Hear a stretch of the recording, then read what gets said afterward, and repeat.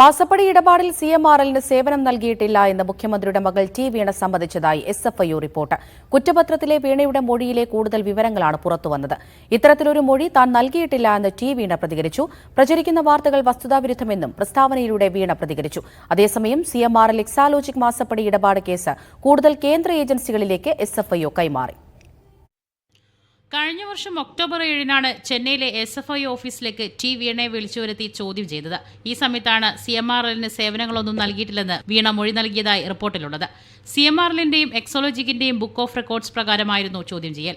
എക്സോലോജിക് തങ്ങൾക്ക് സേവനമൊന്നും ചെയ്തു നൽകിയിട്ടില്ലെന്ന് CMRL IT വിഭാഗം മേധാവിയും എസ്എഫ്ഐക്ക് മൊഴി നൽകിയിട്ടുണ്ട്. അതേസമയം സേവനം നൽകാതെ പണം കൈപ്പറ്റിയെന്ന മൊഴി താൻ നൽകിയിട്ടില്ലെന്ന പ്രതികരണവുമായി ടി വീണ രംഗത്തെത്തി. പ്രചരിക്കുന്ന വാർത്തകൾ വസ്തുതാവിരുദ്ധമാണെന്നും പ്രസ്താവനയിലൂടെ വീണ അറിയിച്ചു. ആദ്യമായാണ് മാസപ്പടി കേസിൽ വീണ പ്രതികരിക്കുന്നത്. ഏതെങ്കിലും രാഷ്ട്രീയ പാർട്ടികൾ എഴുതി കൊടുക്കുന്നത് വാർത്തയാവുകയാണെന്ന് മന്ത്രി PA മുഹമ്മദ് റിയാസും പറഞ്ഞു. ഇല്ലാത്ത വാർത്തയാണ് ഇപ്പോൾ വന്നത്. ഒരാൾ പറയാത്ത കാര്യം മൊഴി കൊടുത്തു എന്ന് പറഞ്ഞ് അത് അവരുടെ ഫോട്ടോ ഒക്കെ വെച്ച് വലിയ വാർത്തയിൽ വന്നുകൊണ്ടിരിക്കുകയാണ്. അപ്പൊ അതിലിപ്പോ വേറെ ഒന്നും പറയാനില്ല. ഇങ്ങനെയൊരു മൊഴി കൊടുത്തു എന്നുള്ളത് അസത്യമാണ്. അതേസമയം അന്വേഷണ റിപ്പോർട്ട് SFIO മറ്റ് കേന്ദ്ര ഏജൻസികൾക്ക് കൂടി കൈമാറി. കേസിലെ അന്തിമ കുറ്റപത്രമാണ് കേന്ദ്ര ഏജൻസികൾക്ക് കൈമാറിയത്. National financial reporting authority, reserve bank of India, central economic intelligence bureau, national company law tribunal എന്നിവയ്ക്കാണ് കേസിലെ അന്വേഷണ വിവരങ്ങൾ കൈമാറിയത്. കേസിൽ ED അന്വേഷണവും തുടരുകയാണ്.